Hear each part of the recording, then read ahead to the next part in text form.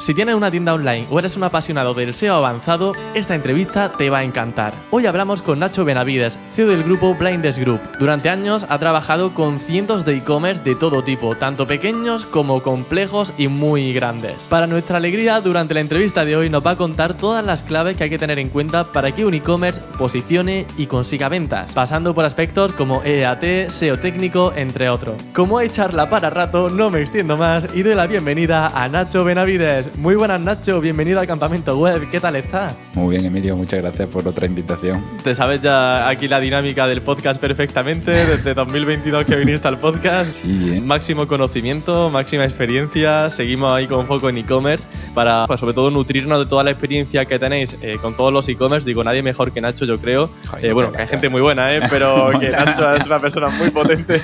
Joder, tío. Para poder hablar de e-commerce, porque hablabais de conocimiento de causa. ¿Con cuántos e-commerce habéis podido trabajar ya? Servicio activo así ahora mismo en la agencia, estamos hablando de más de unos 100 proyectos así y dentro de lo que es históricamente cuánto hemos tocado, no lo sé.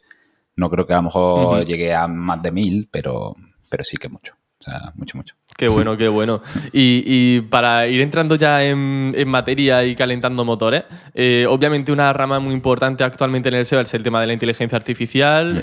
Hay un poquito de incertidumbre sobre cómo va a afectar. Y el mundo de los e-commerce yo creo que tiene una peculiaridad, una particularidad, y es que no está afectando de la misma manera a las webs informativas o keywords informativas. Entonces, desde vuestro punto de vista, bueno, desde tu punto de vista, ¿cómo está afectando la IA de Google como AI Overview, AI Mode en los e-commerce? Es decir, principalmente para keywords transaccionales. ¿Cómo está ahí el mercado?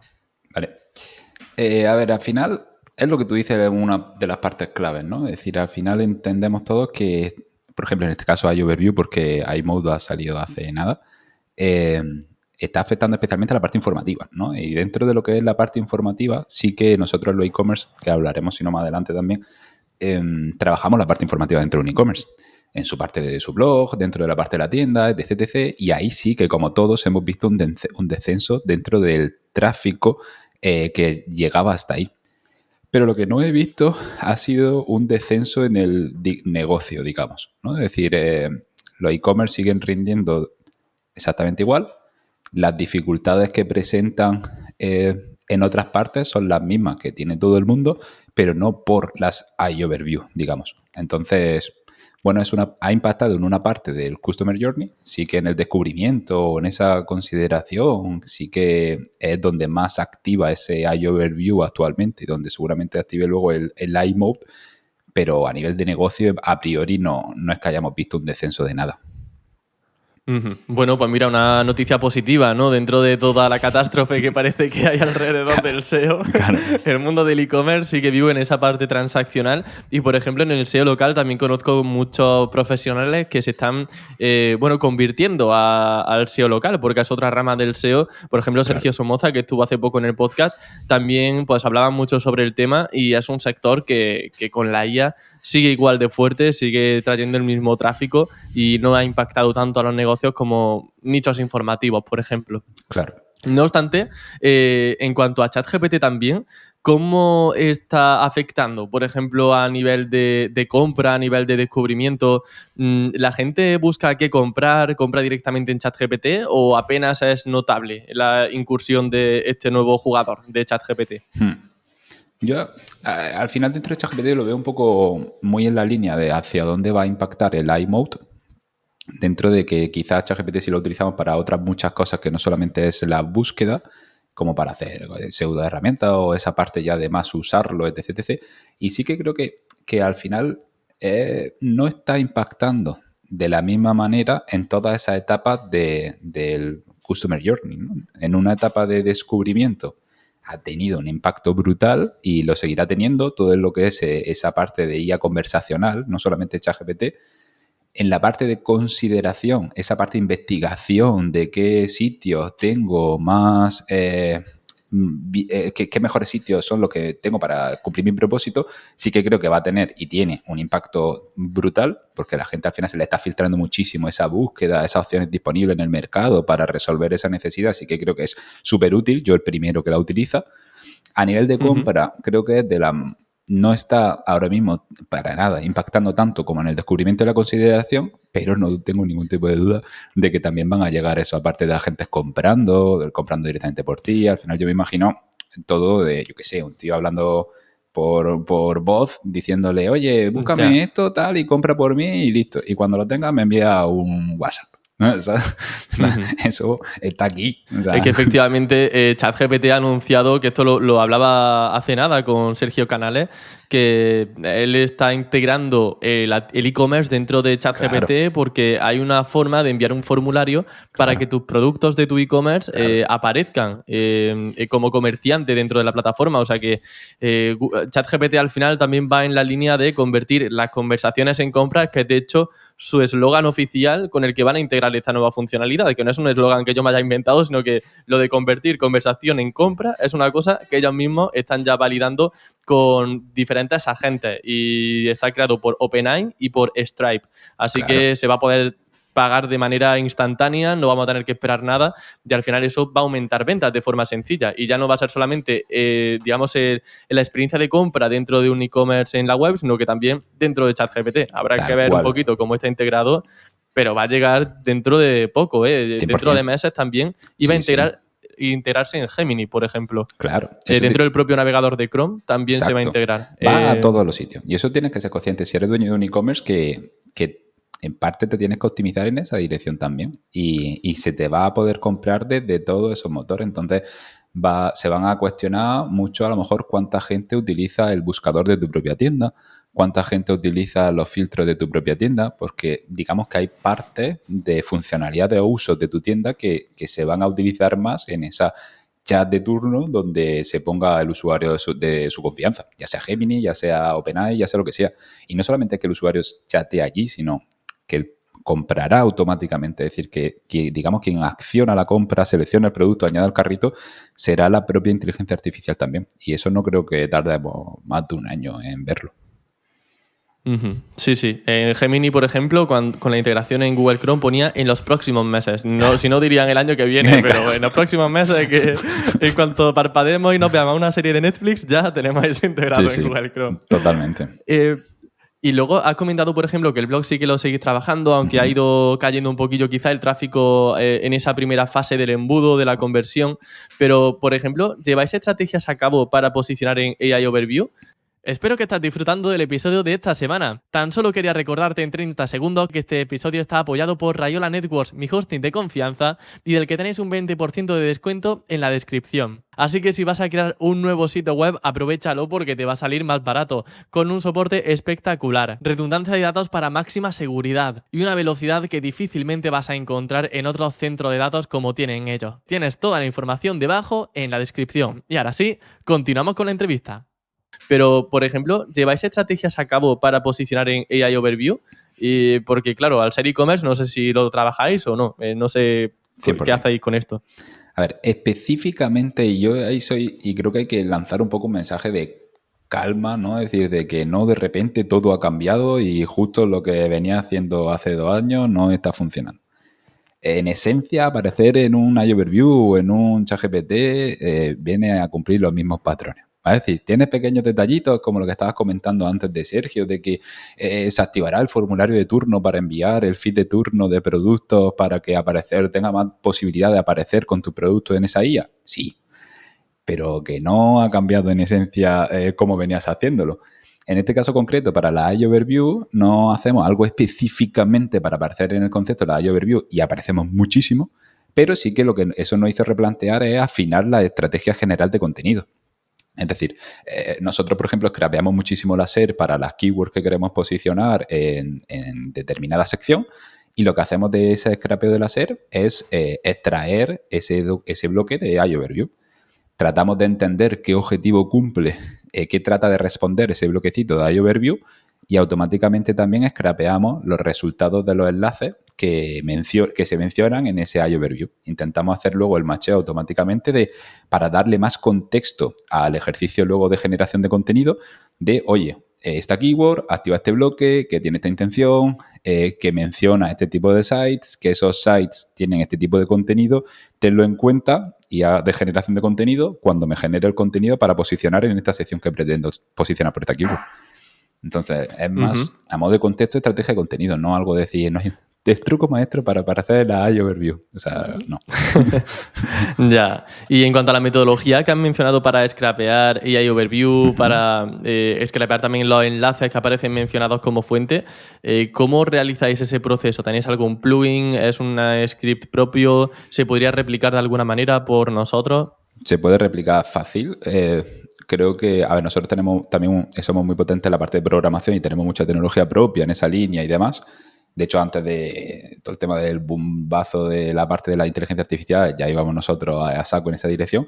Pero yo qué sé, si ChatGPT utiliza Serapi para rastrear una SERP, hay 1.000 millones de plataformas, ya sea Apify, ya sea Serapi, y 1.000 millones de otro tipo de plataformas para no tener que programar como N8N o este tipo de ejercicio para tú automáticamente poder scrapear y sacar esa información. ¿Te va a costar dinero? Pues sí, pero te va a costar, también te cuesta dinero hacia la mano, te cuesta más dinero si valoras tu tiempo.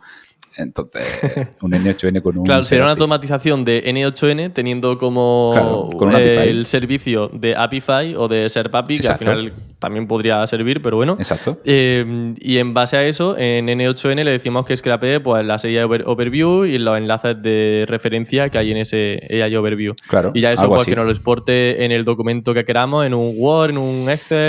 Normalmente, así. ¿cómo se os presenta ese dashboard? ¿En un Excel, en un Word o cómo lo veis? Nosotros, como lo hacemos realmente, tenemos como, imagínate, un flujo concreto solamente para hacer un keyword research, específico en hacer un keyword research, y ese de alguna manera detecta, conectándose al Keyword Planner, una serie de keywords que son candidatas a posicionarse en esta sección, y luego hacemos una serie de filtros.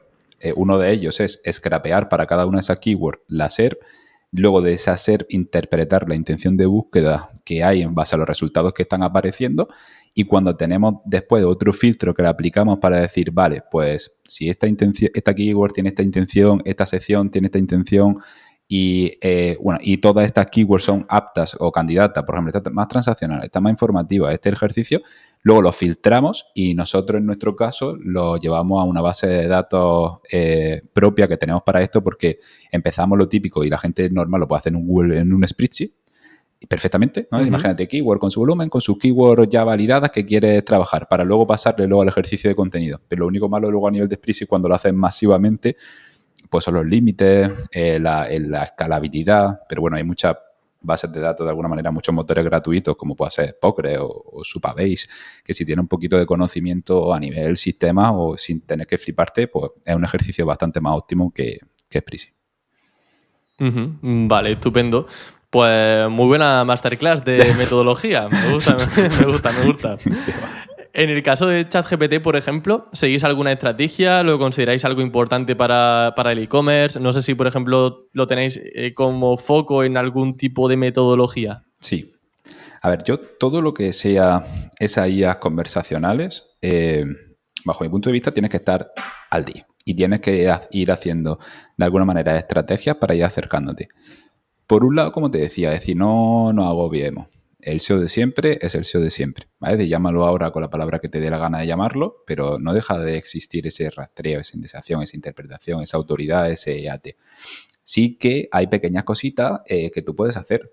Por ejemplo, nosotros, lo que pasa a día de hoy es muy difícil medir luego de verdad cuánto estás apareciendo o si lo estás haciendo luego bien o no en un ChatGPT. No es decir, para medir cuánto está apareciendo en ChatGPT, pues tienes que hacer una serie de ingeniería inversa que potencialmente no tiene que ver mucho con la realidad. Entonces, una de las cosas que nosotros hacemos, por ejemplo, para validar si estamos haciendo lo mejor o peor, y esto hay que cogerlo un poco con pinza, es... nosotros tenemos una integración con los hacerlo directamente del servidor en una serie de plataformas también nuestras, y vamos teniendo supervisión y control a nivel temporal de cuánto están entrando cada motor de IA que nos interesa que entre. Entonces, si nosotros estamos haciendo ciertas acciones y ChatGPT cada vez está entrando más en las zonas donde queremos que entre, pues lo consideramos una buena señal. Eso por un lado, ¿no? Es decir, como para validar si entra más o menos, es guay que tires de los access logs para ver si están entrando más o menos, pero tienes que tener cuidado porque hay una tecnología muy nueva y ellos no paran de hacer cambios y de repente que suba mucho puede ser que no sea porque tú has hecho algo, o que baje mucho puede ser que no sea porque tú has hecho algo, simplemente porque ellos están ocultando cosas. ¿Cómo puedes hacer que entre más? Y eso luego creo que está bastante interesante, por lo menos a mí me gusta bastante. Pues yo que sé, hay muchos trucajos. El blog que estábamos hablando antes también, el peso que pueda tener el blog para hacer ciertas partes, pues es un sitio muy guay, porque la gente ahora, yo no sé si te pasa a ti, pero cada vez leemos menos. O sea, a mí no me gusta un tocho post ahora leérmelo que tú digas, madre mía, y de hecho Google iMode o ChatGPT y demás, lo guay está que leen por ti, ¿no? Y cogen por ti partes para resumirte cierta parte. Entonces, si tú en esa parte informativa que no tienes miedo de perder la transacción, de alguna manera eres capaz de conseguir que el usuario hable de tu marca en su cuenta de OpenAI, de ChatGPT, pues le estás dando muchos puntos a ChatGPT para que con un nuevo canal de descubrimiento para que comprenda tu marca. Entonces, la pequeña tontería que puede parecer, que es una tontería cuando lo ves en la práctica, de oye, imagínate cuando entran en el artículo del blog y pone, oye, en resumir con IA, el típico funcionalidad tonta de si le das ahora ese botón de resumir con IA y eso te está yendo al hilo de ChatGPT y tú estás condicionándolo, enviando automáticamente un prompt que a ti te interesa, pasándole semántica que a ti te interesa, pues le estás pasando la marca de tu cliente, la URL de tu cliente, semántica de tu cliente al propio ChatGPT que casi nadie tiene configurado. No aprendas de mi hilo. Entonces, automáticamente, para mí es los nuevos enlaces van muy por ahí. Los enlaces tienen una parte de pasar autoridad, pero tiene otra parte de simplemente que ese bot te descubra. ¿Cómo te va a descubrir más OpenAI? Pues así, si tú consigues que la gente de su cuenta real, no por API, desde su histórico, que tiene otro hilo, otras cosas en medio, le envíe un mensaje concreto y le esté pasando toda esa información semántica alrededor de tu marca y tonterías de, oye, almacénalo, interpreta que esto es de esta marca, tiene que ver con esta semántica, pues yo por lo menos sí que he visto una fuerte relación en cuántas veces se le da ese tipo de botones y cuántas veces luego entra ChatGPT, por ejemplo, tu cuenta. ¿Y hay alguna forma de que la gente pulse más en ese botón? ¿Alguna forma de intentar manipular, pero bueno, que sea más asiduo el clic a ese botón de generar un resumen con IA? Claro, o sea, ahí ya entramos en otra parte que me encanta de hacia dónde está evolucionando el SEO, que es que el SEO tiene que tener una fuerte relación y colaboración con otros departamentos, como la parte, por ejemplo, en este caso de UX UI. Entonces, va a depender muchísimo de dónde pongas el botón, cómo pongas el botón, cuándo pides el enlace, específicamente en el dispositivo en el que está entrando para que cliquen más o cliquen menos.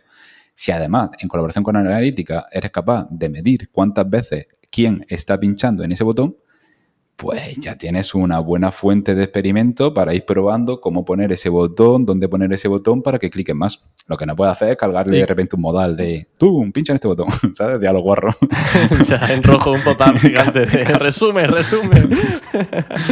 ¿Y cuáles son las ubicaciones que mejor os han funcionado de resumir con IA?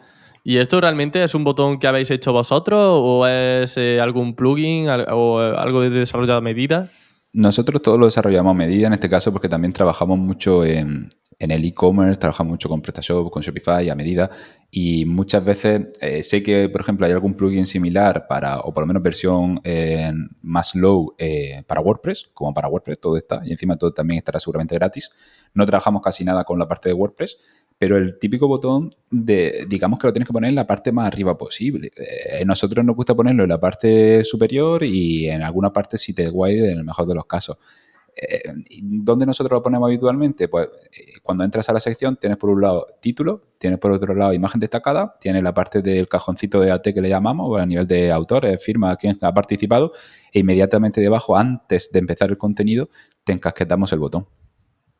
Y no solamente te ponemos a OpenAI. Vale, ¿habéis notado que cuando la gente pulsa más en generar resumen con IA, ChatGPT pasa más por el sitio y lo recomienda más en respuestas luego a posteriori? Tenemos traqueado que entra luego más. O sea, lo tenemos luego monitorizado y bien medido. Lo que no estoy seguro de que eso sea un impacto directo en cómo luego estás apareciendo en ChatGPT. Sí que tenemos de alguna manera, como todo el mundo, intentando traquear el tráfico o las ventas que te acaban llegando desde ChatGPT, por ejemplo, pero no termino de fiarme de las plataformas como te están diciendo que está apareciendo. Típica herramienta de SEO que te dice, está apareciendo mal en estas menciones.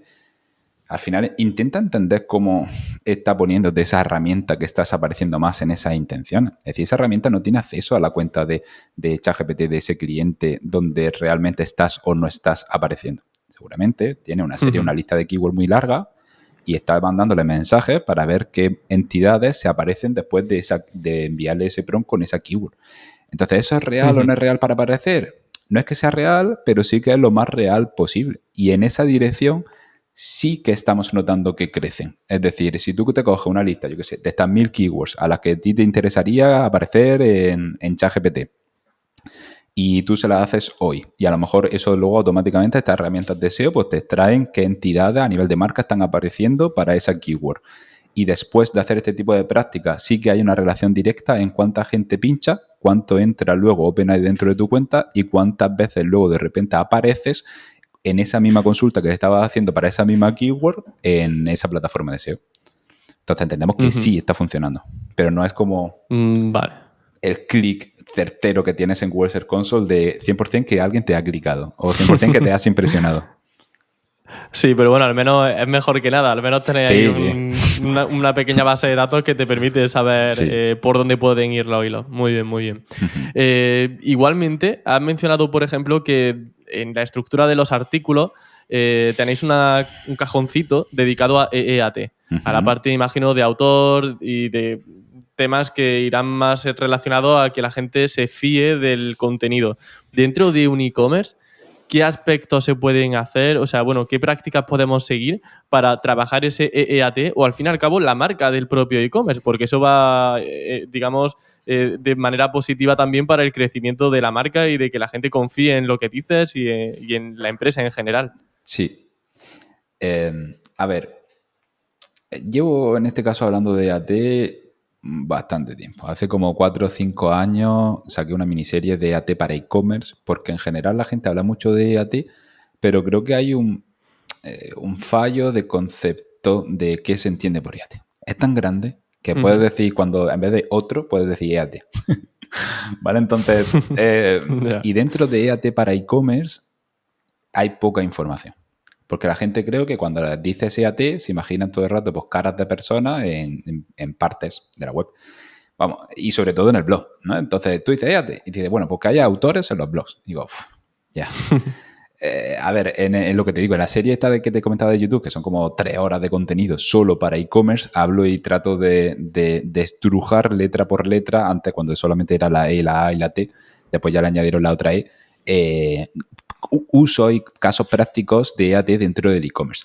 Pero sí que, en general, siempre he sido un fuerte y fiel defensor del EAT.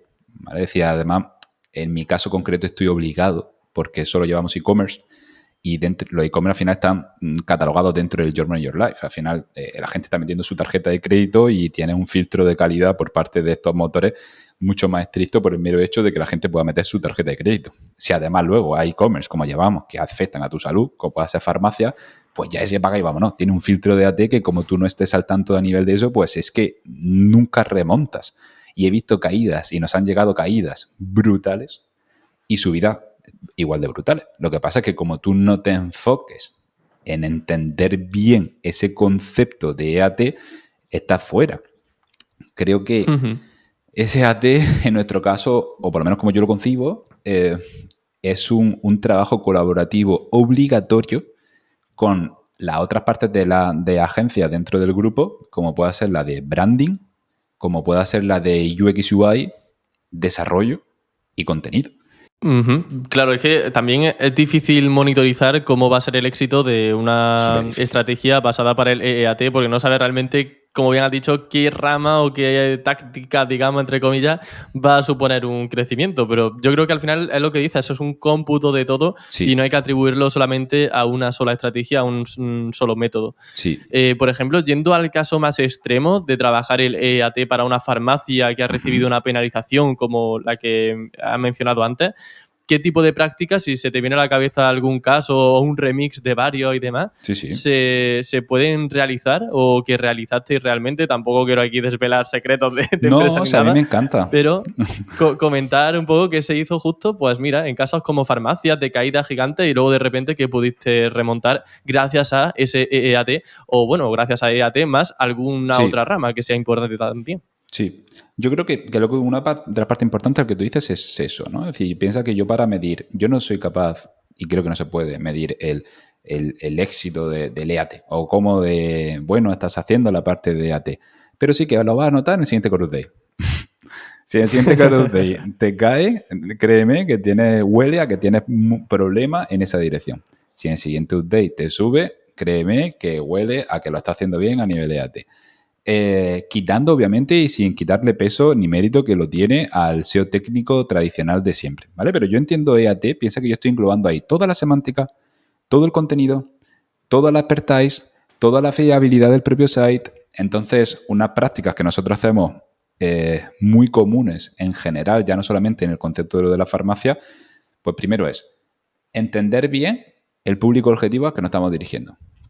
Entender bien la parte de la marca en sí misma, o sea, esos valores que quiere denotar, ese equipo especialista que tiene detrás. Tú tienes que todo eso de alguna manera reflejarlo, o sea, crearlo, documentarlo y reflejarlo en la propia página web.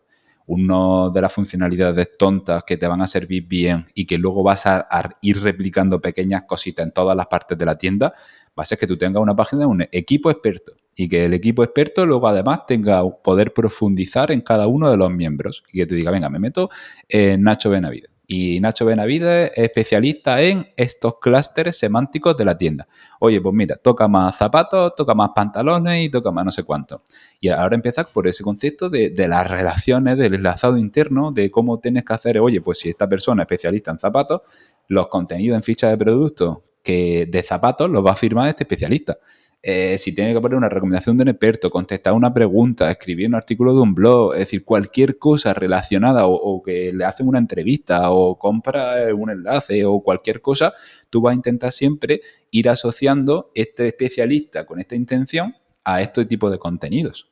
Si lo haces bien, de verdad, y ese contenido de verdad denotas que lo está escribiendo por mucho que utilices luego una guía para poder redactar contenido, pero que por lo menos tenga su vector de autor y que se denote algorítmicamente que es esa persona con su expertise, pues ya tienes un gran paso dentro de por lo menos contestar a las preguntas del formulario al que te lleva Google cada vez que hay un Chorus Day. Que te dice, oye, ha habido un Chorus Day, ¿te ha afectado negativamente mucho? Sí, pues autoevalúa tu contenido. Y si tú te pones a ver esas preguntas que te va haciendo una por una, pues vais viendo que te dice varias de ellas, oye, ¿hay un especialista real del contenido que se está generando? Entonces tú dices, vale, ¿y cómo denoto y cómo hago que se vea ese contenido general si hay un especialista detrás? ¿No? Pues dale vuelta a eso. Entonces, no hace falta que sea firma. Con que ese especialista conteste a la pregunta y respuesta típica de la ficha de producto, ¿no? El usuario crea una pregunta de cosas que tenga de duda. Si ahora viene el especialista de turno y la contesta y ese especialista tiene un enlace hacia su página, donde en su página tiene un marcado de datos óptimo y todo un contenido optimizado para denotar que es especialista en eso y no solamente lo dice en tu web, sino que también, oye, mira cómo lo han entrevistado, mira el libro que ha publicado, mira esto que da tal, pues ya tienes el macheo algorítmico que te va a hacer cualquier bot para decir, este tío sabe de esto, si lo escribe este tío, potencialmente el peso, le voy a dar más peso al contenido que firma. Claro, es que de hecho John Mueller, el propio John Mueller, decía que es interesante que cada autor tenga su propia URL Claro. porque de esa manera se puede crear una entidad sobre esa persona. Si un nombre aparece así aleatorio como firma y demás, pero no tiene su propia URL con su título SEO, con el nombre, con la foto, con una biografía, una URL específica para esa persona, va a ser más complicado que se genere una entidad. Si por ejemplo buscamos Exacto. Emilio García SEO, Nacho Benavides SEO, Exacto. lo idóneo sería que en el propio Google aparezca un knowledge graph, un panel de información donde Exacto. ya el propio Google sabe información de nosotros y nos lo responde. Eso es Exacto. un gran o sea, denota que realmente Google sabe un poquito de nosotros y nos está dando una autoridad sobre una temática. Exacto. En tu biografía, por ejemplo, en tu página web, para hacer esta entrevista sin ir más lejos, en la parte de research, me vino genial acceder a tu perfil, digamos, de Blinders Group, porque Exacto. tenías información y enlaces a otras entrevistas. O sea, que me he Justo podido ver eso. la charla del Sean de Beats, recordarla, ver otras Exacto. entrevistas y claro, eso al final te ayuda mucho para saber más sobre ti y dar autoridad sobre temas en los que realmente eres experto. Son muy, muy buenos apuntes. A mí me parece Y luego sobre lo de la... Uy, Sí, perdón. dime. No, digo que a mí me parece muy señalar eso, porque me vienen muchos casos de, pues me invento a las personas. ¿Sabes? Decir, pues si necesito un Yo lo he equipo hecho, especialista, Alguna web yo lo he hecho. necesito un especialista, pues me invento a las personas. Pero entiende que, igual que las opiniones o todo este tipo de ejercicios, ¿no? Es decir, no se le da el mismo peso al contenido que tú seas capaz de manipular que al contenido que no seas capaz de manipular. Entonces, si Nacho Benavides no dice él, oye, que soy muy bueno en enlazado interno, soy el puto amo, soy no sé cuánto, tal, o sea, sino que tiene una charla en no sé dónde, una entrevista en no sé dónde, un ejercicio ahí, validación social, que la gente ha entrado, que tiene likes, que tiene visitas, que tiene tal, ahí es cuando de verdad se va a creer que ese tío es especialista en esa cosa. Entonces intenta tenerlo en cuenta, no te inventes todo a lo loco, porque inventártelo en tu tienda lo puedes hacer, pero si yo fuese Google no me lo creería y necesitaría factores externos para validar que de verdad eres un especialista, además de tu factor interno. Yo creo que también muchas cosas como bien has dicho, hay muchos departamentos implicados que pueden afectar en el EAT y uno que yo creo, no sé si estarás de acuerdo conmigo, que afecta mucho es el tema de UX y de conversión, principalmente de psicología de la 100%. conversión, porque mira, si yo en e-commerce veo que tiene sellos de calidad, sellos de confianza, que tienen premios, en el footer, por ejemplo, me enlazan a esos sellos de confianza, por ejemplo, el ISO, ¿no? Esas certificaciones que de hecho en algunos casos son obligatorias, todo eso a mí me aporta mucha confianza. O si dentro de una ficha de producto también veo algunos elementos que me den fiabilidad. Que de hecho, sobre eso me gustaría también profundizar. En una categoría, en una ficha de producto, más allá del blog, también se puede trabajar el EAT con esos pequeños elementos como una ficha de autor. ¿Qué cosillas podemos hacer? 100%. Y me parece muy importante. Y ahí es cuando hablamos de lo que te digo, el fallo conceptual del EAT, ¿no? Es decir, dar cuenta que no es solo EAT, solamente son firmas de caras de gente por un lado. Claro, Eso te va a claro. servir para que a Google le sea más fácil atribuir la autoría del contenido, ¿no? Porque habíamos dicho antes del EAT era por un lado la plataforma donde estaba el contenido en sí mismo y luego a la persona que se le estaba atribuyendo la autoría, persona o personas o equipo. Esa parte de aparecer cara por ahí, de alguna manera está asociándolo más fácil a esa autoría. Ten cuidado, como el contenido sea una mierda, le va a penalizar al especialista, ¿no? Es decir, si tú eres un experto y te pone un contenido malísimo generado cutremente por ChatGPT, pues no le estás diciendo que es tan experto como le estás diciendo luego en el otro lado. Entonces, ten cuidado con esa relación. Pero luego sí, por ejemplo, en una ficha de producto depende mucho también, obviamente, de la parte sector, ¿no? Pero hay muchos bloquecitos importantísimos para poder posicionar. Y a mí me gusta, para poder denotar más EAT, y a mí me gusta mucho diferenciar, por un lado, lo que son las zonas site-wide de lo que serían las zonas específicas del contenido de la ficha de producto. Nosotros optimizamos mucho, por ejemplo, una cabecera o un footer, porque sabemos que son elementos que aparecen en todas las URLs. Entonces ahí aprovechamos para seleccionar muy bien el menú, seleccionar muy bien los sellitos que estabas comentando en un footer que queremos que aparezcan de manera general, dar las reviews generales de la propia tienda. Pero luego en la ficha de producto concreto, además, pues, por ejemplo, vamos a repasarla de arriba abajo. Una cosa muy importante que me parece que la gente pasa muy por encima es la calidad de los elementos multimedia. Es decir, unas imágenes cutres estás diciéndole que el contenido en sí mismo de la ficha de productos no es tan experto o autoritario, porque alguien bien tendría una buena representación visual. Vale, ¿qué más cosas podemos tener? No es lo mismo que tengamos únicamente una descripción larga, tocho texto, que cada vez la gente menos se lea, a que tenga una ficha técnica muy bien seleccionada y que tú tengas de características y atributos y que tú le digas, no, estos atributos y estas características son los concretos que ese usuario que no quiere leer eso, específicamente tienes aquí justo los que quieres. Y eso ya te está denotando más experiencia y saber de ese producto, porque si repasas la gran mayoría de las fichas de producto de tu competencia en esa misma SER, verás que la ficha técnica no la tienen. Si además esas mismas características que has sido capaz como especialista, con ese conocimiento en profundo de poder seleccionar y evaluar, eres capaz de destacar algunas, como puede ser, yo que sé, un ejercicio como haga naturistas o como puede hacer lo típico de, oye, no, de 20 características tú no quieres verlas todas. A lo mejor solo te interesan 4, son las principales. Si tú esas 4 eres capaz de destacarlas y en vez de en la parte de abajo te las llevas a la parte más transaccional, debajo de la descripción corta, debajo del botoncito, ya estás denotando más conocimiento todavía, lo estás destacando con un iconito, ese iconito bien trabajado, elemento visual autoritario. Eso estamos hablando de poco y encima todo a nivel semántico te va a suponer un gran plus. Si además en esa parte transaccional tienes cuidado y actúa con modalitos complementarios a nivel de información, como claridad en el envío, claridad en la política de evoluciones, eres capaz de explicarlo más, el usuario que quiere profundizar más le abre ese modal para explicarle claramente todos esos detalles, pues tienes una web muchísimo más fiable. Igual con el bloque de las opiniones. No es lo mismo, muchas veces la opinión es que tengo opiniones. Ya, pero tener opiniones en un e-commerce creo que es imprescindible, ¿no? Entonces, más allá de que tengas opiniones, cómo sale ese bloque de opiniones es un mundo. Es decir, tú puedes tener simplemente el típico nombre, opinión y evaluación con las estrellitas, con la fecha, o puedes tener que no solamente valoren eso, sino que valoren 3 características, como, oye, ¿cómo era el sabor? ¿Qué tal era el funcionamiento? ¿Cumplía o no su propósito? Puedes pedirle al usuario que si recomendaría la compra a otro usuario. Puedes poner además con todas estas cosas de valores, filtros. Puedes poner además en el bloque de las opiniones que no solamente ponga esos filtros, como un poco Google My Business, sino que puedas buscar por palabras que lleven esas opiniones. Las opiniones las puedes contestar, las contestarás con especialistas.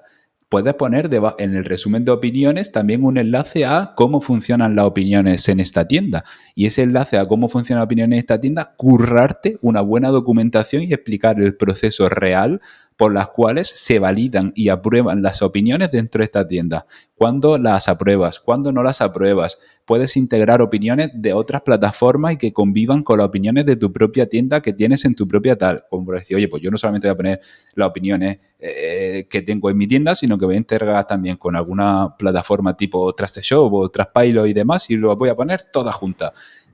Las opiniones se te puede ir la olla. O sea, y así con las preguntas, con los bloques, claro. Entonces todo eso es SEAT. ¿Y eso se puede, lo de poner opiniones de otra tienda en la tuya? O sea, de Trustpilot, por ejemplo, Claro. ponerla en tu e-commerce. Claro, o sea... Es legal, no hay problema, ¿no? No, o sea, al final son tus opiniones que la gente ha hecho de ese producto, pero en esa otra plataforma. Entonces, el único problema de tú decir, por un lado, de integrarte, yo que sé, con TrustedShop, por ejemplo, o Trustpilot, normalmente pues son varios. Por un lado, que cuesta dinero, exceptuando las cosas gratuitas que al final están muy limitadas.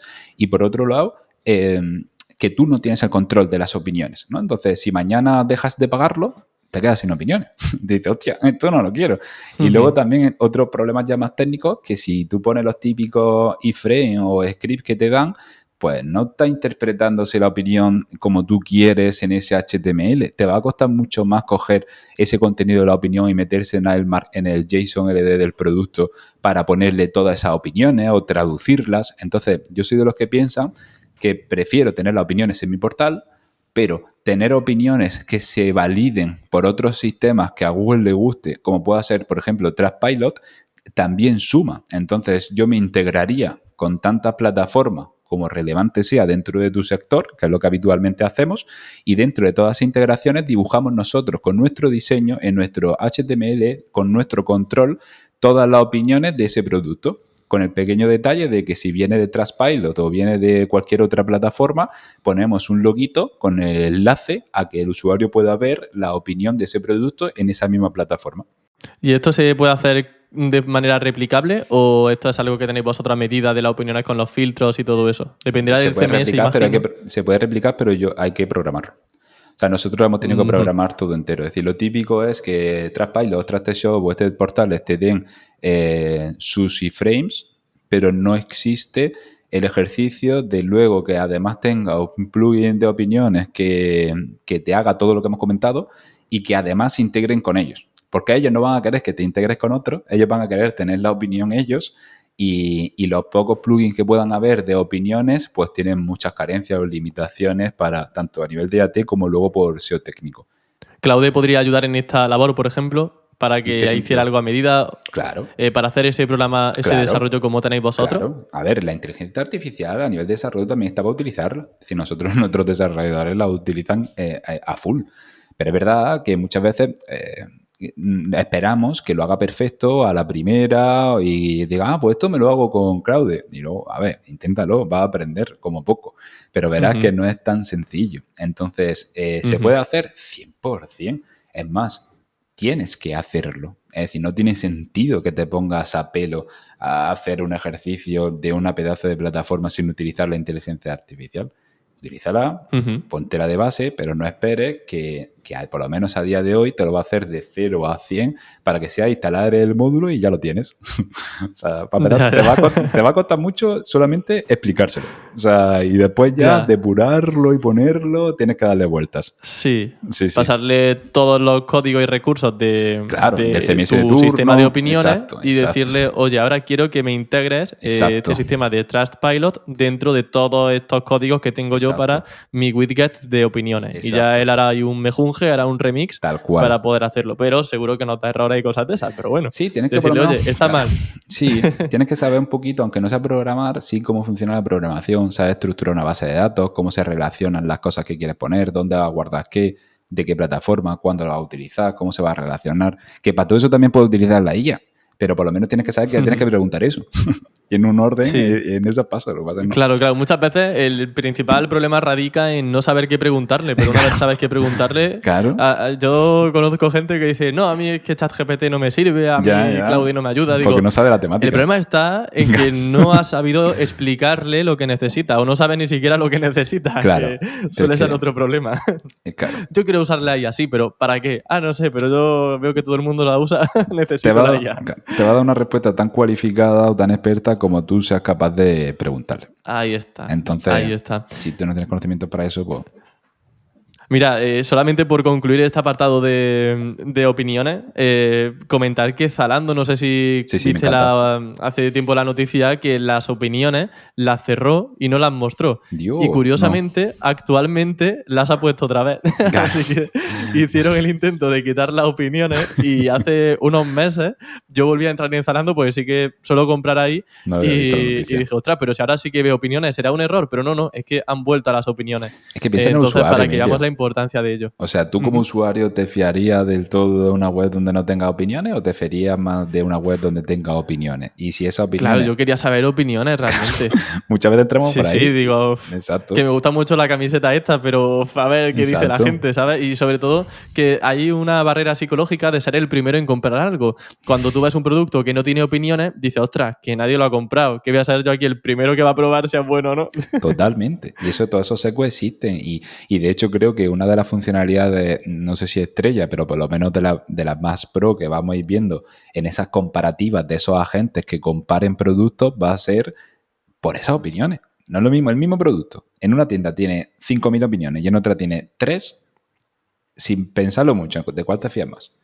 Desde 5.000 opiniones. Claro, del que Entonces, tiene tantas, entonces, claro. el contenido semántico, es validación social, es autoridad. Si lo único es que si Mm. tú la importas en vulga automáticamente porque te la inventas, además de ser completamente ilegal y te puede llegar una pedazo de multa, no es tan sencillo. O sea, tienen que ser personas reales que de manera real han entrado desde un buscador en un Chrome para poner una opinión. Si tú empiezas a poner ahí señales totalmente confusas, pues es muy fácil algorítmicamente detectar que te lo está inventando. Entonces, hazlo Ujú, bien, claro. pide opinión de verdad. Y luego, ¿qué hay del contenido? Dejando el apartado más técnico de Ujú. programación, de opiniones, que es verdad que igual es un poquito más complejo de integrar. El tema del contenido en e-commerce, durante mucho tiempo se ha llevado lo de poner textos en categorías para incluir keywords. ¿Esto es algo que se sigue realizando a día de hoy? ¿Es algo efectivo? ¿Cómo se trabaja esto?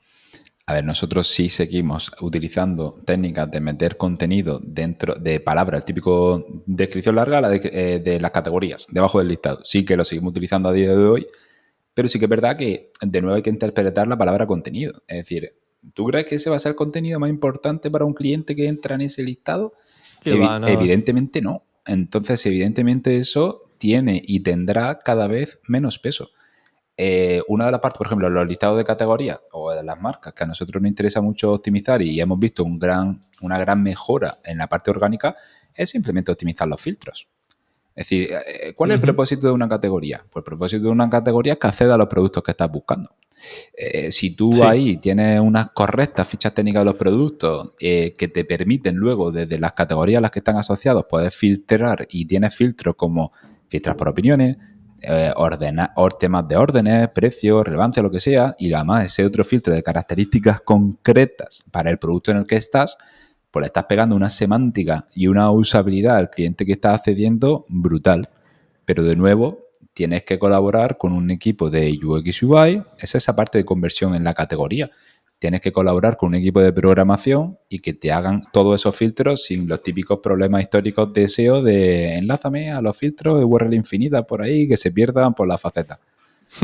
¿Qué tipo de estrategia seguís en los filtros? ¿Siempre utilizáis los mismos sistemas o dependiendo del e-commerce una cosa u otra? No sé si, por ejemplo, lo que hacéis es que no se puedan rastrear algunos filtros, poner canonicals, no sé, como hay tantísimas cosas, aunque las canonicals no es una solución muy buena, porque no es una directiva, es una sugerencia y Google puede pasar del tema. Por defecto, a ver, creo que hay que entender que filtrar no deja de ser segmentar el listado de productos que tiene el usuario, ¿no? Es decir, tú puedes segmentar el listado de productos que tiene el usuario por un lado por filtros o por otro lado por subsecciones, ¿no? Por subcategorías, me lo invento, ¿no? Si está en una categoría. Entonces, nosotros por defecto, todo lo que son los filtros están bloqueados. Es decir, no son potencialmente rastreables de ninguna manera, ni rastreables, que están bloqueados a nivel robots.txt y demás, ni le traspasamos autoridad, ni queremos perder autoridad, por lo cual no verá un Ahref a los filtros que nosotros estamos haciendo. Vale, o sea que directamente a lo mejor están con un código que no tiene ese Ahref, por tanto no. ¿Y cuál es ese código? ¿Utiliza Java o cómo? Depende ya de la parte del propio filtro. Intentamos siempre que se puede no encriptar. En determinados casos concretos sí que de alguna manera encriptamos, pero en general hay mucha práctica para no tener que encriptar y de todas formas no poner ese Ahref en el código.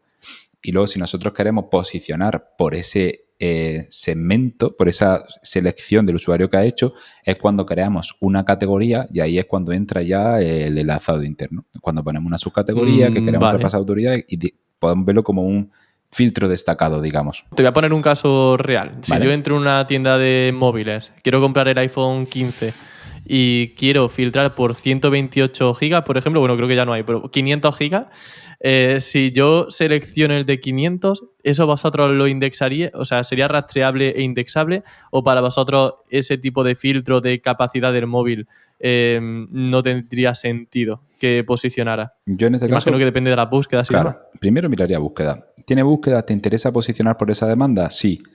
Pues a pesar de que tú lo tengas como filtro por la parte de usabilidad, lo que sea, tú vas a querer una subsección con todos los elementos específicos para posicionar por eso concreto. Por lo cual, obligatoriamente te vas a ver en la necesidad de crear una subsección. Esa subsección, ahora el tema está dónde la enlazas. Tienes toda la categoría para enlazarlo. La puedes enlazar en el propio bloque de filtros para que cuando el usuario pincha ahí, en vez de irse a un filtro, realmente se esté yendo a esa subcategoría. O puede aprovechar todo el listado de productos en medio del listado, encima del listado, debajo del listado, para poner como ese tipo de filtros destacados.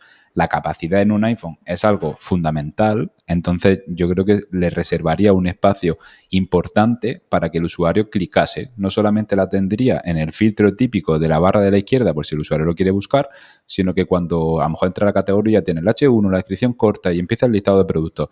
Imagínate a la línea 3, directamente te pongo ¿quieres alguna capacidad concreta? Y ahí entre los productos, que el usuario está con la mente activa viendo los productos, tendría un pinchar en 128 GB, en 500 GB, pum, y me estoy yendo a la subcategoría, traspasando autoridad, bien para todo el tema razonable surfer, clicabilidad full, lo puedes medir bien, semánticamente rodeado de un contexto bueno, o sea, esa es la línea. Qué bueno. Buah, me ha encantado la respuesta, la verdad, porque es justo lo que necesitaba. Muy, muy buena idea. Sí, sí. Digo, lo has visualizado, o sea, lo has explicado muy bien, porque al fin y al cabo es eso, es un filtro, podríamos hacerlo con que el filtro lateral a veces te lleve a un filtro que no sea rastreable ni indexable, pero si justamente esa palabra te interesa, pues aunque para el usuario actúe como un filtro, porque está Exacto. siguiendo la misma Es experiencia lo de mismo. usuario, es todo igual, a nivel de desarrollo, a nivel de programación, sí que lo estás llevando a una subcategoría indexable y rastreable. Exacto. Pero luego otras cosas, pues a lo mejor ya no. Exacto. En iPhone justamente no lo sé, pero si estamos buscando una sombrilla de playa de no sé cuántos centímetros y no sé qué color, pues a lo mejor el color ya no es tan importante, no Exacto. tiene tanta búsqueda. Exacto. Entonces ahí ya eso ni lo rastreas ni lo indexas, pero otro tipo de filtro a lo mejor sí. Exacto. Muy bien, Nacho, me encanta. Tengo una duda más. Vale. Con Vale. respecto al contenido de la categoría, ¿vale? Vale. Porque has hecho un pequeño croquis de lo que corresponde en la estructura de título, descripción corta, listado de productos, podemos poner módulos para enlazado interno de cosas, subcategorías que nos interesan, pero a la hora de desarrollar ese contenido largo, siempre está la duda de, oye, ¿y si canibaliza este contenido con un artículo del blog? ¿Si canibaliza con otro tipo de intención de búsqueda? Porque claro, mi categoría puede ser comprar iPhone, pero si pongo ofertas, barato, ¿qué iPhone es mejor? ¿Qué iPhone comprar? Recomendaciones Exacto. de compra. Oye, eso podría ser un artículo del blog perfectamente Exacto. y no sé si tendría sentido ponerlo en esa categoría como contenido largo o habría que darle otro enfoque. Exacto. Yo creo que hay que pensar mucho, mucho, mucho de base y cuestionar muy bien, como te decía antes, de cuando rastrea esa parte de keyword en SERP que está apareciendo. Y aparentemente a priori es como bastante evidente que una comparativa, un mejor es un algo que el usuario todavía no tiene claro que quiere comprar, no es para la sección donde vas a comprar, ¿no? Entonces, yo todo el concepto que sea comercial, pero no comercial de comprar, sino comercial de todavía estoy buscando alternativas. Necesito que alguien me explique las diferencias al mejor, si es mejor el 13 o el 12, calidad, precio, por lo que sea. Eso no lo ponga en la categoría. Lo único que va a hacer va a ser canibalizar y posicionar mal la categoría. Para eso es mejor que cree un artículo de un blog y a la categoría no le pongas texto. Porque piensa que la categoría con un título, descripción corta, filtros bien y listado de productos bien, ya cumple su propósito. Su propósito es que encuentres el producto. Pero si quieres meterle un tocho texto, ¿tú crees que ese tocho texto alguien va a bajar hasta abajo? Si de alguna manera el texto de debajo solo lo quieres para contextualizar semánticamente bien a esa IA para que te relaciones de esta sección un poquito más de qué va, pero ya lo sabe realmente por todo lo que tienes arriba. Entonces, no meta una descripción de 2000 palabras como se hacía antiguamente y encima todo con intención comercial o informativa, porque te digo que si eso pasa, a veces hemos corregido clientes donde únicamente hemos borrado la descripción larga. Ya ha hecho la proyecto pop para arriba. Y te hostia. Y me he gastado no sé cuánto tiempo y dinero en escribir texto abajo y me has dicho esto lo elimina y sube. Entonces, ¿qué tipo de keywords se utilizan en ese tipo de contenido para evitar este tipo de canibalizaciones? ¿Qué encabezado? ¿Qué tratamiento? ¿Algún ejemplillo que nos pueda ilustrar un poco sobre esto? ¿Se te viene a la cabeza alguno? Sí, o sea, al final, como te decía, decir, para mí un muy buen patrón cogerte y tratar de interpretar bien esa intencionalidad que pueda tener el cliente cuando acceda a esta página. Después de eso te tienes que hacer obviamente un keyword research y sobre ese keyword research, si vas mirando la SERP, es de alguna manera el patrón a nivel de ingeniería inversa que te va a ir diciendo si esa keyword es apta o no para posicionar allí.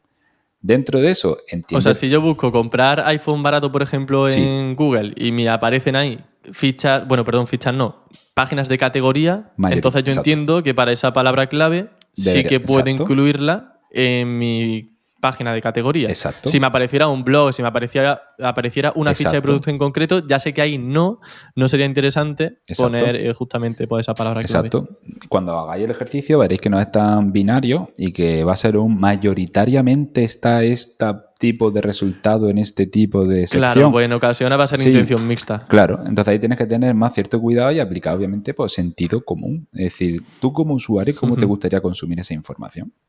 Pues por ahí van los tiros. Y luego, por ejemplo, si tenemos una ficha que sea ofertas iPhone o iPhone barato, que no es exactamente el comprar a secas, si yo tengo una landing específica con los baratos con oferta, ¿sería interesante enlazar internamente desde ese contenido largo en la categoría hacia otra categoría o subcategoría?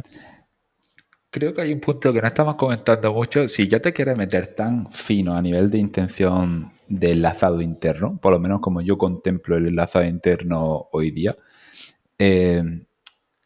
lo que nosotros hacemos antes de empezar a ya poner todos esos bloques de interlinking finos, más allá de corregir los problemas técnicos, es lo que llamamos Core Clarity, que es una compresión en profundidad de la parte de la información estratégica del negocio. ¿Qué quiero decir? Ahí nosotros analizamos en profundidad, por un lado, todo el posicionamiento corporativo de la tienda, analizamos en profundidad todos los segmentos de clientes a los que se puede dirigir esta tienda y los documentamos y los superdesarrollamos. Analizamos en profundidad todo el catálogo. De hecho, todo este análisis que utilizamos nuestros propios también motores de inteligencia artificial lo hacemos siempre fundamentándonos de datos, pedidos, clientes, catálogo, stock de la parte de la tienda. Entonces, cuando tú te quieres poner a afinar ya tanto en cuanto a, oye, debería enlazar a un iPhone baratos desde esta gran categoría de iPhone. Nosotros respondemos siempre, como tenemos, como te decía, clasificados y segmentados y definidos esos grupos de clientes y sabemos lo que le puede interesar o no, siempre hacemos esta sección, ¿a qué grupos de clientes porcentualmente más probable es que se dirija? Y te dice a estos.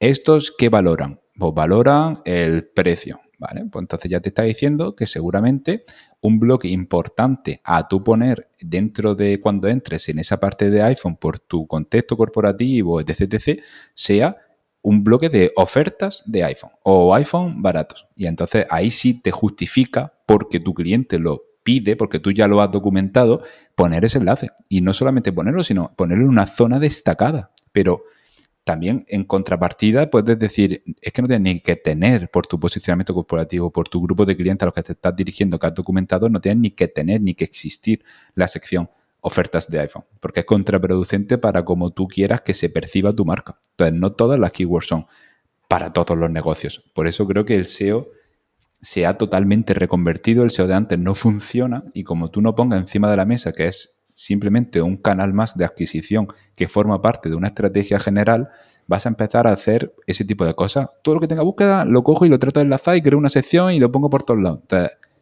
tienen que ir desde arriba, más negocio, más estrategia para luego de verdad hacer un correcto SEO. Uh-huh.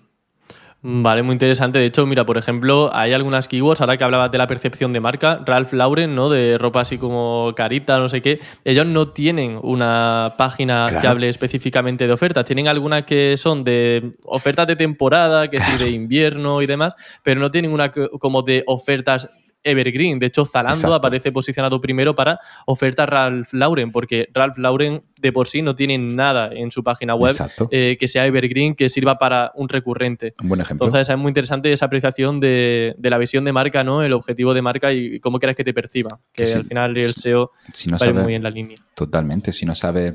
Y eso es dificilísimo. O sea, como te digo, nosotros son varios cientos de horas por cliente que nos pegamos antes de empezar una estrategia, en este caso, por ejemplo, de SEO. Si nosotros no tenemos ese core clarity que te decía, yo a día de hoy no sé hacer SEO más allá de corregir los problemas técnicos. Sí, corrijo los problemas técnicos, eso es lo evidente.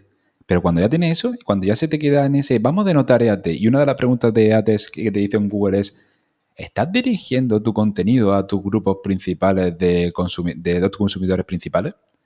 Dice, hostia, y tú dices, ¿quiénes son? Y ahora define quiénes son. Como le pregunta a ChatGPT ¿Tengo consumidores? Claro, como le pregunta a ChatGPT del tirón, pues va a variar. Entonces ahí explica de nuevo esa colaboración que te decía de programación, usabilidad, branding y SEO para sacar un buen contenido que realmente luego se dirija o te permita condicionar y mejorar ese concepto de EAT. Qué bueno. Pues dejamos por concluido esta parte del contenido. Creo que ha quedado bastante claro todo el tratamiento que hay que hacer. Me gustaría abarcar otra parte también muy importante, que es el tema de, además rima, que es el tema de los títulos y de los titles. Que eso siempre se puede dar un poco más de juego en e-commerce, porque en SEO informativo de nicho suele ser muy a saco con palabra clave, siempre hay formato pregunta, etcétera. Pero en el caso de e-commerce, en ocasiones hay títulos que ponen comprar tal producto barato o tal producto con envío gratis.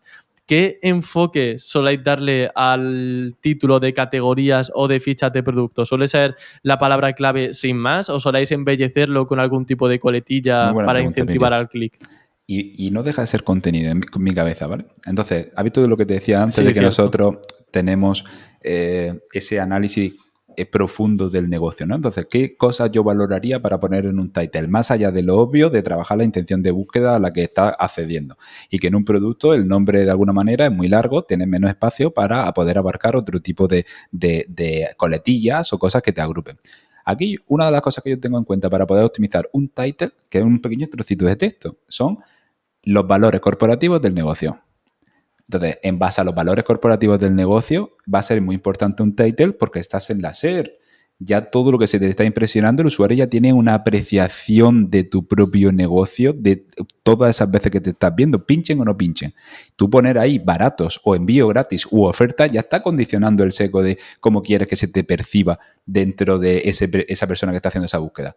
Otra de las cosas que siempre tenemos en cuenta es esta categoría o este producto al que estás poniéndole este title, a qué grupos de clientes principalmente se está dirigiendo.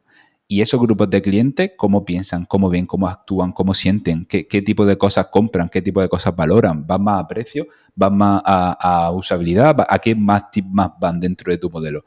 Con todo ese refrito, nosotros tenemos nuestro propio modelo de generación de contenido, se lo pasamos a esa parte de generación de contenido, por un lado el contexto del negocio, por otro lado toda la SERP que posiciona para las keywords que hemos agrupado para posicionar esa ficha de producto y consecuentemente vamos haciendo propuestas de title que luego vamos iterando y validando con pruebas, controlando mucho el CTR. Eso realmente se podría, por ejemplo, replicar con ChatGPT, pasándole un PDF de información corporativa de la empresa, Exacto, con sus valores y su público, y diciendo, oye, dame un listado de 50 propuestas de titles para esta ficha de producto teniendo en cuenta los valores de la empresa, que tengan estos caracteres o que lleguen a este número de píxeles.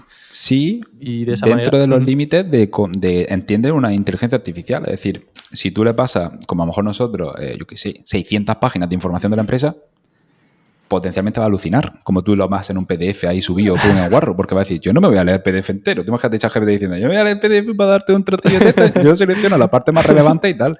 Como tú no hagas un ejercicio... Cierra la sesión directamente a él, ¿eh? Claro. ChatGPT se fue del grupo. No es lo mismo esa parte de subir el PDF en guarro que currarte una base de datos vectorial, coger toda esa información que esté bien clasificada, vectorizar correctamente cada uno de los puntos y el parrafito con capítulos, subcapítulos, etc, etc.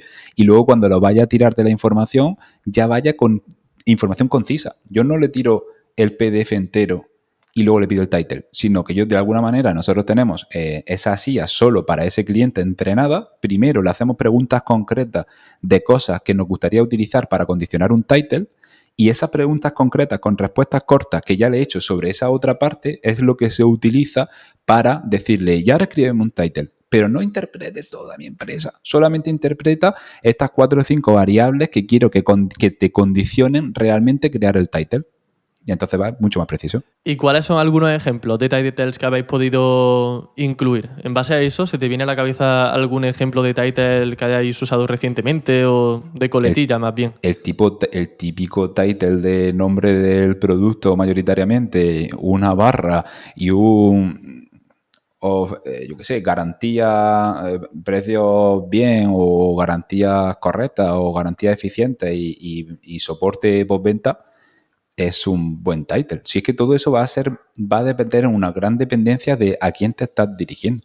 Entonces puedes ver... Claro, pero mira, ya con eso se ha ilustrado muy bien. Porque claro, por ejemplo, en un seguro o por ejemplo para un... Joder, si estás buscando un seguro, pues una garantía pues está muy bien. Exacto, o por ejemplo, con un iPhone, garantía de 3 meses. Pues joder, ya que me voy a gastar este dineral, mira, veo aquí que me van a dar garantía de 3 meses. Si está en un sitio medio chungo que es como típico reacondicionado, pues ¿qué le va a importar? Pues le va a importar. ¿Qué le preocupa al público al que compra un reacondicionado y un iPhone? Pues ese tipo de preocupaciones concretas con lo que tú quieras que se note de tu marca, para mí tiene mucho más peso, más allá de, obviamente, que tenga la keyword principal de la cosa que quieras posicionar, ¿no? Pero ese resultado que históricamente rellenamos con texto paja o con otra keyword o barra la marca, nosotros eso no lo hacemos, sino aprovechamos tan poquito espacio como pueden ser un title o una meta description para intentar denotar ese ejercicio. Y aún así te equivocarás, pero solamente saldrás de duda con datos y en este caso, pues CTR. Entonces, joder, es que puedes hacer una batería de 50 titles y en base a test A/B automático ir cambiándolo hasta que te metas en el CTR que tú estás buscando. Entonces, bueno, Ya. pues por ahí. No obstante, a veces Google, esa parte, digamos, de la coletilla que decíamos antes, se la salta, ¿no? Pues yo, por ejemplo, si busco comprar coche segunda mano, me pone todo con la keyword exacta y aunque tú pongas alguna coletilla, se la salta. Pero al menos tener ahí la oportunidad, ¿no? Tener como la posibilidad de que, oye, que a lo mejor me pone esa diferenciación para la competencia. En mi caso se la salta muchas veces porque la gran mayoría de los titles son una mierda. Entonces, si Google detecta que es una mierda, dice, yo no te voy a poner una mierda, y quiero que mi usuario tenga una buena experiencia. Entonces, si tú te centras en lo que hemos hablado, que no deja de ser todo el rato lo que viene diciendo Google desde hace ya 10 años. Si te centras en tu usuario, te centras en tu contenido, un contenido de calidad, y realmente Google va testeando y validando que la gente que pincha ahí tienes un buen CTR, una buena experiencia de que finalmente no se va, pues decir, esto es un title. Bueno, mira, uno que lo ha hecho bien, le dejo el title que ha puesto. Y no tienes esa locura de que nunca te pone el title que tú estás poniendo porque solo estás pensando en SEO. Ya, somos SEO obsesivos. Somos súper guarros los SEO, tío. Sí. Y luego, en la ficha de producto, como bien has dicho antes, normalmente los nombres de productos son más extensos, entonces hay menos capacidad, ¿no?, de maniobra y principalmente pues será nombre de producto a pelo y la marca. Claro. ¿O ponéis el comprar también sumado al nombre del producto? La marca es lo de menos. Por un lado, poner la marca no lo ponemos siempre porque tratamos de utilizar el máximo espacio posible. Cuando se puede y tenemos que ponerlo, pues se pone, ¿vale? Pero todo dependerá también de en qué etapa del Customer Journey está ese cliente objetivo al que está accediendo a ese producto. Un producto mayoritariamente va a estar en la etapa de compra. El usuario ya sabe que quiere ese producto concreto. Tienes que, de alguna manera, ya simplemente ser la mejor opción. Ponerle la marca puede tener cosas malas. O sea, al final, sobre todo lo malo es que estás sacrificando espacio que potencialmente lo puedes usar muy bien y muy destacado en el texto más grande que tienes una SER para solucionar una duda concreta totalmente clave para que el usuario te pinche a ti y no pinche en el de arriba, que es al final el propósito del title. Entonces, la marca la hemos puesto históricamente por rellenar, o sea, es decir, pero no... y luego decir, sí, que también está bien porque el usuario ve la marca y tiene un impacto de tu marca y se acuerda. Sí, 100%. Igual que lo tiene la URL de que te estás poniendo donde pone el breadcrumb y el favicon, sí. Y si te conoce, pues es mejor. Pero si solucionas la duda concreta, va a tener mucho más probabilidad de que de verdad te pinchen y ya verá tu marca. Genial, fantástico. Pues Nacho, después de auditar y trabajar con tantos e-commerce, te quiero preguntar cuáles son los errores más comunes a nivel estratégico, estos que digas, buah, es casi siempre que me llega un nuevo cliente, veo que de forma recurrente suelen tener este problema a nivel SEO. No sé si cosas a nivel de estructura, de interlinking, de contenido, cosas que se te vengan a la cabeza de, buah, siempre sucede, o casi siempre. A ver, errores estratégico principal que yo haya visto te diría, el 95% de los e-commerce, o por lo menos de la gente que ha venido a querer trabajar SEO con nosotros, ha sido que no había estrategia. Y por otro lado, a nivel de SEO técnico, pues, a ver, pues es que los e-commerce tienen casi siempre los mismos problemas de SEO técnico, es decir, tiene mucho problema con el enlazado interno, tiene mucho problema en general con la parte de filtro. Yo quitando el enlazado interno, que para mí de alguna manera es lo más fácil aún, me refiero, el SEO técnico, me refiero, creo que ya quitando esa parte donde todo el mundo lo hace especialmente mal, es en ese concepto de EAT del que hablábamos. Es decir, no veo e-commerce bien trabajados a nivel EAT. Entonces, tienen hasta problemas técnicos, que es como lo muy evidente, que es lo típico que cualquier, en una auditoría rápida te dice, bueno, enlaza a esto que te está dando aquí, no enlaza a cosas bloqueadas por los TXT, no utilices no follow interno, no le enlaza a cosas que es un 404. Esto te cuida con las paginaciones, no tengas paginaciones, y ya lo dibujo Google hace no sé cuánto, ¿no? Entonces, todo ese ejercicio es lo más fácil, sí que puedo hacerlo hasta más modo de checklist. Hay partes que se complican más y partes que menos, como ese ejercicio de, venga, ahora no tengo paginaciones, pongo un scroll infinito, venga, te queda el 80% del catálogo huérfano.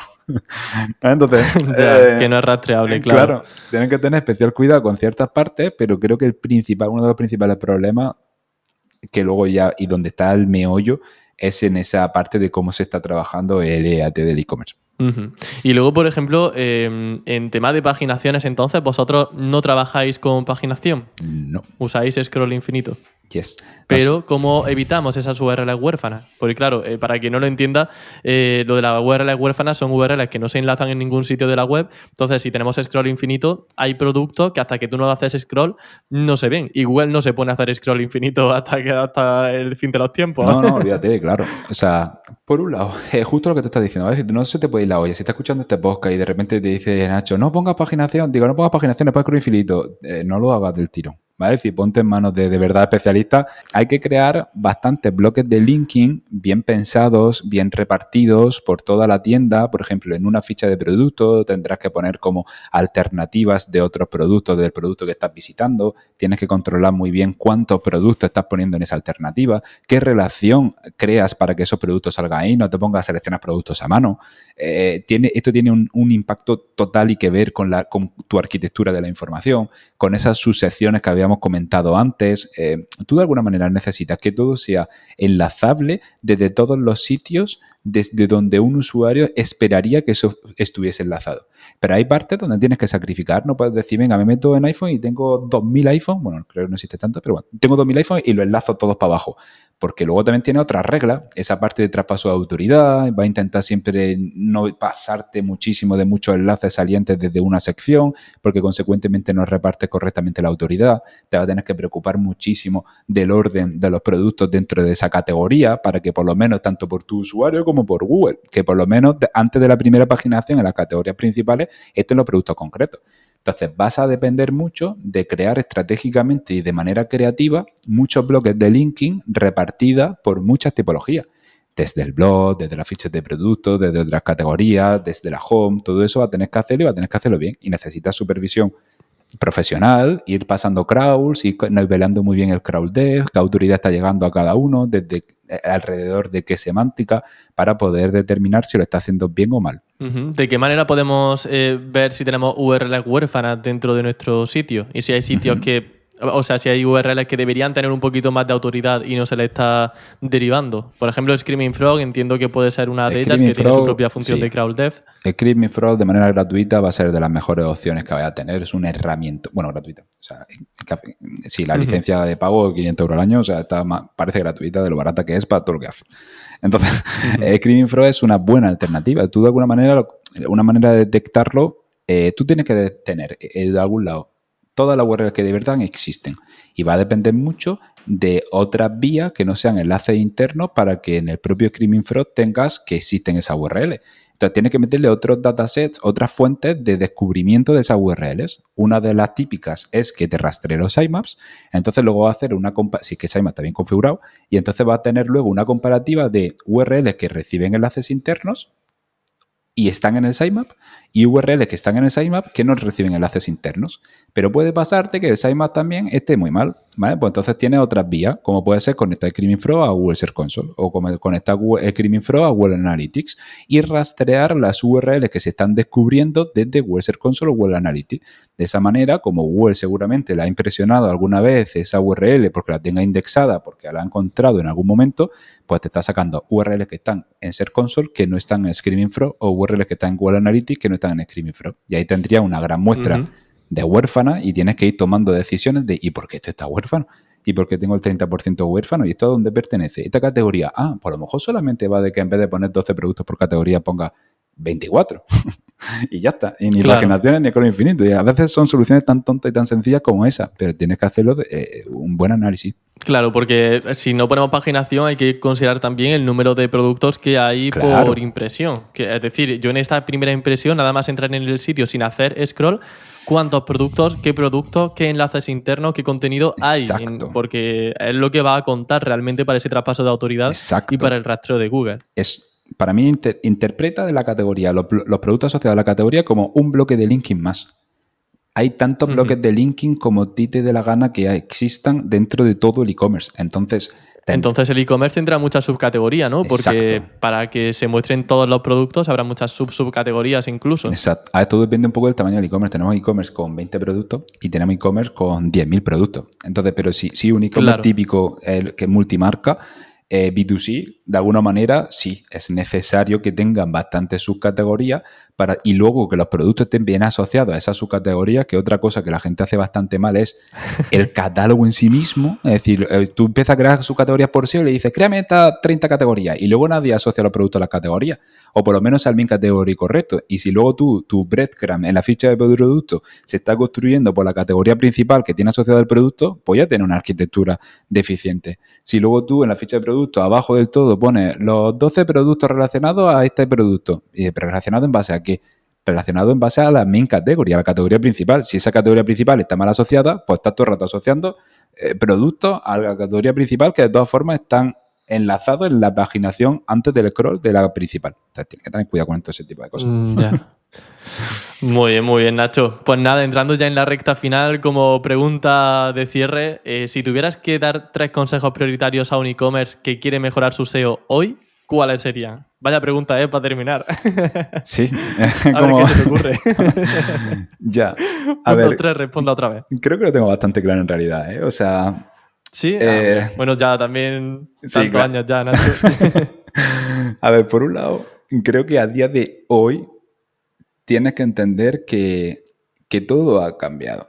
Es decir, mira que decía antes también, ¿no? Que no, para posicionar en esas inteligencias artificiales, no te rayes, que era un poco lo de siempre. Vale, ya. Pero es que yo no estoy hablando que ha cambiado desde hace 3 años o 4 años que esté ChatGPT. Ha cambiado desde hace bastante, pero ahora le estamos viendo las consecuencias desde cuando estaba cambiando.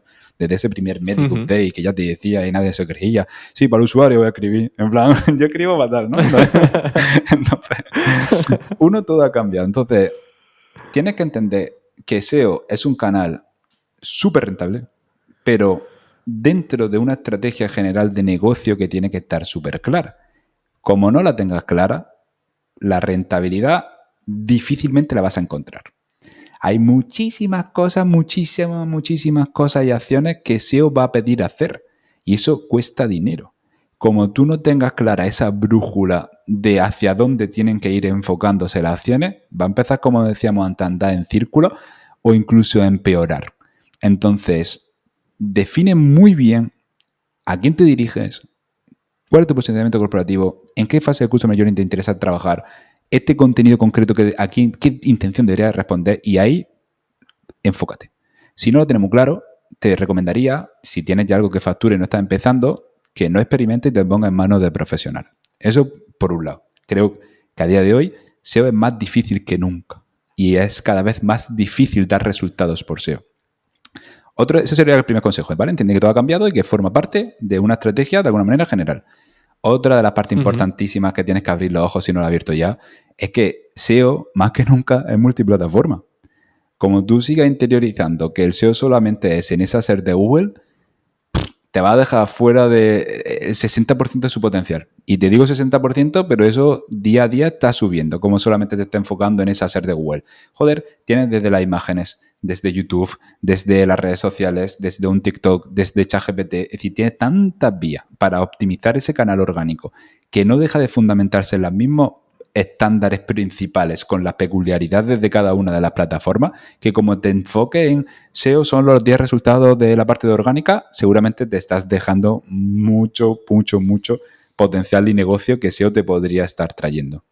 De hecho, el otro día estaba hablando con Posonti y me decía que un supermercado ha conseguido 500.000 de seguidores en TikTok. Te aparecía posicionado el primero y no lo ponía ni en el title, ni en el contenido, ni nada. Era por la propia semántica de su cuenta de TikTok. Exacto. Y la popularidad que había alcanzado en esa vía. Y ahí volvemos. O sea, todo está unido. Pero entiende que SEO es multiplataforma. No lo entiendas como antaño únicamente, los 10 resultados de Google que no paran de cambiar y ya verán 2 años donde están los 10 resultados de Google. Entonces, por ahí ya visualízalo y eso te va a dar paz, tranquilidad, porque te dices, ¿y cómo aparezco en OpenAI? ¿Y qué tengo que hacer? ¿Y a qué especialista tengo que llamar? O sea, no hay uno especializado en solamente aparecer en ChatGPT. Es el SEO de siempre en otra plataforma. Entonces, va de que se rastree, que se revisen los logs como siempre, que el contenido esté bien orientado para que ese OpenAI o ese ChatGPT te relacione correctamente con la intención que el usuario está teniendo. Y luego, por otro lado, te recomendaría que cuestiones todo lo que de alguna manera estén tratando de explicarte hacer o tú mismo estás leyendo para interpretar. Ten bastante paciencia porque SEO no deja de ser un ejercicio largo plazo. No te esperes empezar ahora una estrategia de SEO y el mes que viene lo estás petando. Te diría, y mira que me gusta en general el ejercicio del mundillo del Black Hat, del Grey Hat, me gusta porque me parece súper curioso, pero te diría que te olvides de los trucos rápidos que te prometen resultados casi sin esfuerzo, ¿vale? Es decir, al final creo que como mi madre diría, eso al final es pan para hoy y hambre para mañana, ¿vale? Entonces, enfócate mejor en tu marca, en tu grupo de clientes, intenta interpretar en profundidad, pensando fuera de la caja, ¿no? Al final, los mensajes que te está diciendo Google, que te lleva diciendo de todo, es que más claro creo que no puede ser. Si en cada call update te enlaza las mismas secciones de autoevaluación de contenido y en esas mismas secciones son las mismas preguntas, coño, ¿te has leído alguna vez las Quality Guidelines? ¿Te has leído alguna vez todas esas preguntas? Bueno, tú sé que sí. Bueno, yo digo o sea, sí. Tú sé que tú claro que sí, te dedicas al SEO, cabrón. Pero mucha gente que trata de hacer SEO, incluso muchos SEO, nunca se la han leído. Entonces, ¿no ves que ahí tiene prácticamente una carta de intenciones de Google hacia dónde va? Esa parte, Zalando nunca hubiese quitado los reviews si se hubiese leído las Quality Guidelines.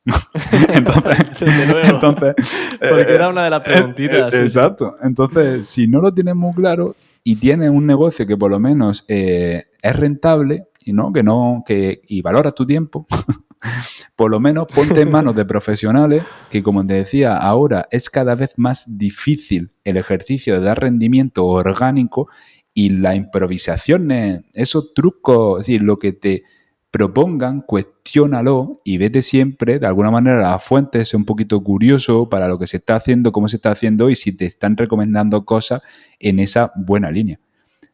Bajo ningún tipo de duda, creo que estamos en una ola enorme de oportunidades en la que actualmente SEO está, no te diría en el epicentro, pero hay mucha gente como más pesimista dentro de, el ejercicio de SEO tal. Pero chalao, sí. Si SEO es lo que te hace aparecer en esos motores donde se está yendo ahora mismo los propios clientes, es decir, si creo que SEO está más vivo que nunca, si lo entiendes con estas ramificaciones, con estos 3 consejos que te estoy dando. Entonces, si tienes de alguna manera recursos para poder hacerlo, ponte en manos de profesionales porque vas a ahorrar mucho tiempo y sobre todo vas a acelerar ese rendimiento económico que estás buscando y que no se lo esté llevando tu competencia, que sí que se ha enterado de que va la movida. Y léete las Quality Writers, Guidelines y las preguntas de autoevaluación. Y si no, pídele a ChatGPT que te las resuma. En plan, pero léetela. O Notebook LM. Sí, Notebook que te haga un muy podcast. bueno para resúmenes, Una maravilla. Sí, que te haga un podcast. Totalmente. Yo lo uso mucho. Yo también. Me encanta Notebook. Es para mí de los top y súper de valorado. Es decir, la gente no entiende el potencial, por lo menos cuando digo, pero si esto es una puta maravilla. Es decir, si lo hace una perfecto. Locura, yo flipo. Sí, 100%. De poder pasar un vídeo de 1 hora y media en YouTube, te hace un resumen en segundos, digo, con la transcripción, 100%. Es una barbaridad. Le puedes pillar cualquier recurso. 100%. Si alguien no conoce Notebook LM, por primero favor, que se lea las preguntas de autoevaluación y segundo que se vaya a Notebook LM y que le eche un vistazo, por 100%. favor. Además, ahora han sacado una nueva función que se llama, a ver, para no liarla con el tema de los nombres, que te permite hacer como tarjeta, creo que se llamaba, pero te lo voy a informe, ¿vale? Sabía que la iba a liar con el nombre. No, informe. Vale. Y puedes crear tu propia creación. ¿Qué significa esto? Que en base a un vídeo de YouTube, en base a un montón de noticias, a un montón de fuentes, puedes decirle, oye, créame el guión de tal, créame una noticia basada en 40 fuentes de información, hazme un artículo basado en 40 documentales en vídeo. Esto es una locura. O sea, si alguien ha llegado al final de este video podcast, esto es una mini píldora que, totalmente, por favor, que lo haga, vaya. Sí. O sea, es brutal. Utiliza increíble. Utiliza Notebook. Y encima, utiliza Notebook. Por favor. Resumen de la entrevista. Sí, totalmente. A tomar por saco el SEO técnico, a tomar por saco el e-commerce. Sí, totalmente. Utiliza Notebook. Totalmente. Bueno, Nacho, pues me encanta siempre hablar contigo. Siempre es un placer tenerte en el podcast. Muchas gracias. Así que muchas gracias por compartir tanto conocimiento de una manera tan simpática, tan amable. Joder. Así que espero que nos veamos prontito y que vaya genial con esos e-commerce y ese SEO transversal. Muchas gracias, Emilio. Un placer como siempre. Estamos en contacto. Un abrazo.